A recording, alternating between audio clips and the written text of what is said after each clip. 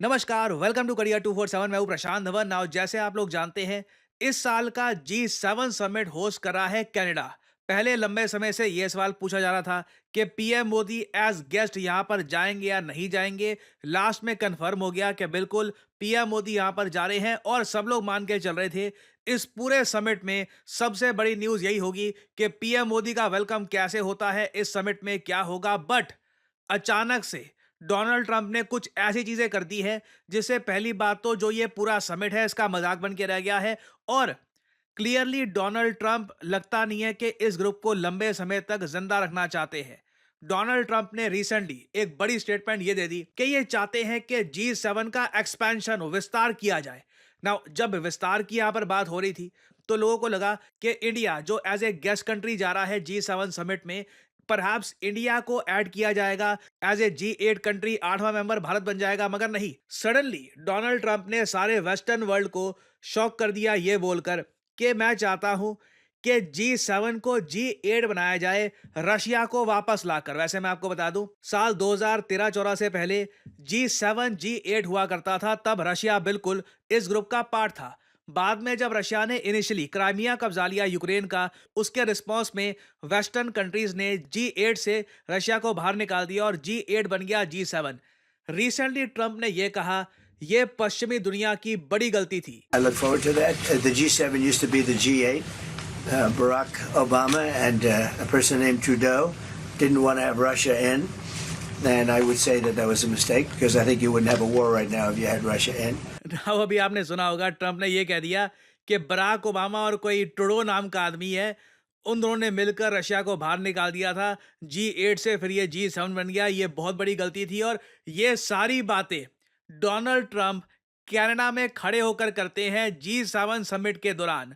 और जिस व्यक्ति के साथ ये खड़े हैं, मार्क कार्नी, ये कनाडा के करंट प्राइम मिनिस्टर हैं और जस्टिन ट्रूडो के काफी अच्छे दोस्त भी हैं। दोनों सेम पार्टी को बिलोंग करते हैं। मगर यूएस की देखिए डोमिनेंस इतनी ज्यादा है, पावर यूएस के पास इतनी ज्यादा है कि डोनाल्ड ट्रंप ने ये सब बोला और मार्क कार्नी इनको इंटरप्ट भी नहीं कर पाए कि आप मेरे देश में खड़े होकर ये कैसी बातें कर रहे हैं। और इंटरेस्टिंगली ट्रंप यहां पर नहीं रुके, इसके आगे उन्होंने ये भी कह दिया कि G7 का विस्तार करके इन्हें पहले रशिया को फिर चाइना को भी ऐड कर देना चाहिए, G7 का G9 बना दो। और ऑल्दो एक बार को आप कह सकते हैं कि ट्रंप की स्टेटमेंट काफी शॉकिंग है, बट इंडिया को ना डोनाल्ड ट्रंप ने बहुत सारी क्लैरिटी दे दी है। क्योंकि एक टाइम था जब भारत में ना डिबेट होता था कि यूएसए को हम एक डिपेंडेबल पार्टनर माने या ना माने, एयरफोर्स का इक्विपमेंट यहां से ले या ना ले। अब देखिए, हम लोगों ने एक बात समझ ली है, कोई ट्रांसपोर्ट एयरक्राफ्ट वगैरह हो वो अलग बात है, मगर फाइटर जेट यूएसए से बिल्कुल नहीं लेने चाहिए। क्योंकि अगेन, इन लोगों की कोई प्रॉपर फॉरेन पॉलिसी है नहीं। एक तरफ ट्रम्प कहते हैं कि चाइना एक इनके लिए चैलेंज है, इनके जो डिफेंस सेक्रेटरी है ये कहते हैं कि चाइना बहुत बड़ा थ्रेट है। दूसरी तरफ ट्रम्प कहते हैं कि चाइना को G7 का विस्तार करके G9 में डाल दो। और कहीं ये नहीं कहते कि G9 का G10 बना दो, यहां पर इंडिया को भी ऐड कर दो। No statement whatsoever. और एटलीस्ट मैं कहूंगा कि अब भारत को ना प्रॉपर क्लैरिटी मिल गई है और कई डिसीजंस को लेकर इंडिया अब बड़े निर्णय ले पा रहा है। फॉर एग्जांपल मैं आपको बताऊं, इस महीने एससीओ शंघाई कॉरपोरेशन ऑर्गेनाइजेशन का एक बहुत ही इंपॉर्टेंट समिट है डिफेंस मिनिस्टर्स का। लग नहीं रहा था कि भारत के राजनाथ सिंह जी चाइना जाएंगे या नहीं जाएंगे, बट एक आज के समय रीबिल्डिंग चल रही है इंडिया चाइना रिलेशंस की। और इसी बीच राजनाथ सिंह जी ने भी अनाउंस कर दिया है कि ये चाइना जाने वाले हैं। और साथ ही साथ ये भी सोर्सेज से पता लग रहा है कि इंडिया पॉजिटिव तरीके से देख रहा है RIC को, रशिया इंडिया चाइना ग्रुप को, जिसके बारे में रिसेंटली रशिया के विदेश मंत्री ने कहा था कि इसको वापस रीस्टार्ट कर लेना चाहिए। देखो, जो ये ट्रम्प की स्टेटमेंट्स है ना, आई एश्योर यू, कहीं से भी रशिया चाइना वापस G7 में नहीं आने वाले, G8 या G9 नहीं बनने वाला। ये सब बोल करना डोनाल्ड ट्रंप ने बस एक ओन गोल कर दिया है। यहां पर इंडिया को एक बड़ा रीजन दे दिया है कि हम अपना एक मिसट्रस्ट बनाकर रखें यूएस पॉलिसी को लेकर। और कल को अगर मान लीजिए कोई यूएस ऑफिशियल बोलता है कि आप RIC को क्यों अटेंड कर रहे हो, आप एससीओ समिट को क्यों अटेंड कर रहे हो, सीधा सीधा हमको ट्रंप की स्टेटमेंट दिखा देनी है कि आपका प्रेसिडेंट ये बात कर रहा है। आप बताइए, तो हम ब्रिक्स क्यों ना बनाकर रखें जब आप लोग खुद ही कह रहे हैं कि चाइना को आप डालना चाहते हैं G7 में। ना कुछ ही घंटों में ऐसी अनाप शनाप स्टेटमेंट्स देखकर डोनाल्ड ट्रंप ने ऑलरेडी इस बार के G7 समिट को काफी हद तक कमजोर कर दिया था। उसके बाद ट्रम्प कहते हैं अरे मैं ज़्यादा टाइम तक रुक ही नहीं पाऊंगा। मतलब जब तक पीएम मोदी इस समिट को अटेंड करने के लिए पहुंचते नहीं है ना, उससे पहले ही डोनाल्ड ट्रंप वापस यूएस जा चुके होंगे। रीज़न क्या है? देखिए, रीज़न सबको पता था। इजराइल ईरान के बीच में सिचुएशन बहुत ज़रा खराब हो रही है, और अगर एक वर्ल्ड लीडर ने एक देसी भाषा में हम लोग कहते हैं ना, अरे मज़े लिए डोनाल्ड ट्रंप से, थोड़ा सा टीज़ किया डोनाल्ड ट्रंप को, तो वो थे फ्रांस के इमैनुअल मैक्रों। इमैनुअल मैक्रों ने ये स्टेटमेंट दी कि देखो डोनाल्ड ट्रंप थोड़े बिजी चल रहे हैं, इनको इजराइल ईरान के बीच में सीज फायर करवाना है ना। ये जो लाइन है ऑब्वियसली इमैनुअल मैक्रों ने थोड़ा सा टीजिंग में करी है, क्योंकि ट्रंप बार बार सीज फायर की बात करते रहते हैं बिटवीन इंडिया एंड पाकिस्तान, जबकि इंडिया ने कैटेगोरिकली ये बात रिजेक्ट कर दी है काफ़ी बार कि कोई सीज फायर यूएसए ने नहीं करवाया। But still Donald Trump 14 times कह चुके हैं कि मैंने सीज फायर करवाया था भारत पाकिस्तान के बीच में। और जैसे ही ट्रंप ने ये वर्ड सुना ना, सीज फायर, ट्रंप हो गए गुस्सा और इमैनुअल मैक्रों पे बरस पड़े सोशल मीडिया पर। मुझे यकीन नहीं हो रहा कि एक यूएस प्रेसिडेंट ने ये पोस्ट किया है। और यहाँ पे आप देख पाओगे डोनाल्ड ट्रंप ने ये लिख दिया कि publicity seeking president Emmanuel Macron, France के प्रेसिडेंट इमैनुअल मैक्रों जो पब्लिसिटी के भूखे हैं, इन्होंने गलती से ये बोल दिया कि मैं G7 समिट इसलिए छोड़ के चला गया था ताकि मैं सीज फायर करवा सकूं इजराइल और ईरान के बीच में। रॉन्ग। यहाँ पे अगेन ट्रंप समझ गए कि मैक्रों क्या करने की कोशिश कर रहे थे, और ट्रंप को हल्की सी भी जब फीलिंग आती है ना कि मेरा मजाक बनाया जा रहा है, तो अग्रेसिव हो जाते हैं और इस टाइप की ट्वीट्स ये करना स्टार्ट कर देते हैं। तो इन्होंने यहाँ पर ये कहा नहीं नहीं, मैं कोई सीज फायर करवाने के लिए नहीं गया। इमैनुअल मैक्रों को पता ही नहीं है कि मैं वॉशिंगटन क्यों जा रहा हूँ। He has no idea why I am now on my way to Washington, but it certainly has nothing to do with cease fire. Much bigger than that. मैं उससे भी बड़ा काम करना चाहता हूं।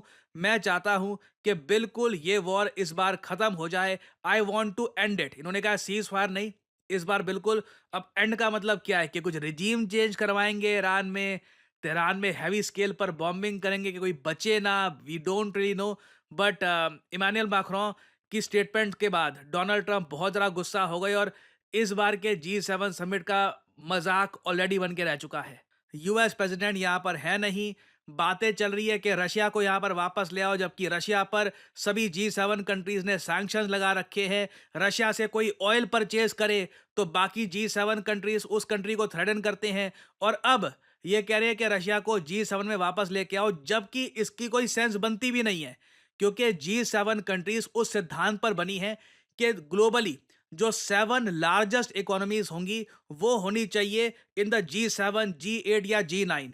एक बार को देखो, अगर मैं बिल्कुल जियोपॉलिटिकल इक्वेशन को इग्नोर कर दूं, ठीक है, तो एक बार को चाइना को ये ला सकते हैं ये बोलकर कि चाइना बहुत इंपॉर्टेंट है, बट उस केस में भारत को भी लाओ फिर। क्योंकि अगर मैं लिस्ट देखूं कंट्रीज की और आपको G9 बनाना है, तो वहां पर ये जो 9 देश आपको दिख रहे हैं रैंक 9 से लेकर रैंक 1, इन सब कंट्रीज को मिलकर बनाना चाहिए G8, जहां पर इंडिया चाइना हो। बट रशिया तो रैंक 11 पर है। रशिया की इकोनॉमी ब्राजील के भी पीछे जा चुकी है। नॉमिनल जीडीपी की अगर मैं बात करूं, तो किस बेसिस पर यहां पे रशिया को वापस लाने की बात की जा रही है? It is a complete circus. और इसलिए कहा जाता है G7 की रेलेवेंस कुछ बची नहीं है आज के समय। और इसलिए मेरा मानना है कि G7 का जिस तरीके से मजाक बना के रख दिया गया है ना, भारत को आने वाले G7 समिट में अपने प्राइम मिनिस्टर को नहीं भेजना चाहिए। विदेश मंत्री बहुत है। मैं एक्चुअली जानना चाहूंगा यहाँ पे आपका ओपिनियन, आपके सामने है। What G7 has become. G20 अलग है। G20 में ज़्यादा कंट्रीज पार्टिसिपेट करते हैं, और इस टाइप की चीज़ें वहाँ पर होती भी कम है। तो यहाँ पर मैं जानना चाहूँगा फ्यूचर में जो G7 समिट होते हैं, क्या आपका मानना है कि वहाँ पे देश के पीएम की जगह विदेश मंत्री को ही भेज दो, काफ़ी है? क्योंकि again this is not a serious summit anymore. लिखेगा इसके बारे में कमेंट सेक्शन में। मैं जानना चाहूँगा आपका ओपिनियन। देखिए, मेरा मानना है अगर आज के समय आप आर्टिफिशियल इंटेलिजेंस का इस्तेमाल नहीं कर रहे काम में, तो आप किसी और ही युग में जी रहे हैं, क्योंकि एआई की मदद से आप बहुत सारी जॉब्स कर सकते हैं, आप बहुत सारा पैसा कमा सकते हैं, अपने आप को अपस्किल कर सकते हैं। फॉर एग्जांपल, अगर मान लीजिए मैं दिखाना चाहता हूं कि कैप्टन अमेरिका ये मुंबई के किसी बिजी स्ट्रीट में वड़ा पाव खा रहा है, और उसके ऊपर एक बहुत ही अट्रैक्टिव टेक्स्ट में लिखा है यमी, तो मैं आसानी से कर सकता हूं सही प्रॉम्प्ट डालकर। और इधर आप लोग देख सकते हैं it was just that easy. इसके बहुत सारे वेरिएंट आप बना सकते हैं। अगर मैं चाहूँ कि इस इमेज को मैं मूव करवाना चाहूँ तो इस तरीके से, जैसे कि अपनी स्क्रीन पे आप देख पा रहे हैं, मैं बहुत सारे जनरेटिव एआई सॉफ्टवेयर की मदद से इस इमेज को मूव करवा सकता हूँ, एक स्टोरी क्रिएट कर सकता हूँ। I can pretty much do anything. और ये सिर्फ एक छोटा सा, एक बहुत ज़्यादा छोटा सा एस्पेक्ट है जनरेटिव एआई का। जनरेटिव एआई की मदद से आप किताबें लिख सकते हैं, आप पर्सनालिटीज क्रिएट कर सकते हैं। You can pretty much do anything you want. और अगर आपने सही जगह से जनरेटिव एआई का कोर्स कर लिया तो मैं आपको बता दूं, आप एक प्रॉम्प्ट इंजीनियर के रूप में नौकरी कर सकते हैं। जी हाँ, प्रॉम्प्ट इंजीनियर। कई लोगों को पता ही नहीं है कि ये नौकरी एग्जिस्ट भी करती है। कई लोग आराम से साल का 4 लाख से लेकर 6 साढ़े 6 लाख, जी हाँ, जो रियलिस्टिक सैलरी होगी वही मैं आपको बताऊंगा। कई लोग होंगे जो आज के समय कहते हैं कि जी हमारा कोर्स कर लो, फिर 25 30 50 लाख वगैरह। जो रियलिस्टिक चीज़ होगी वही मैं आपको बताऊंगा। प्रॉम्प्ट इंजीनियर को गूगल कर लीजिएगा, प्रॉम्प्ट इंजीनियर जॉब्स। आराम से 4 लाख से लेकर साढ़े 6 के आसपास सैलरी होती है उसकी।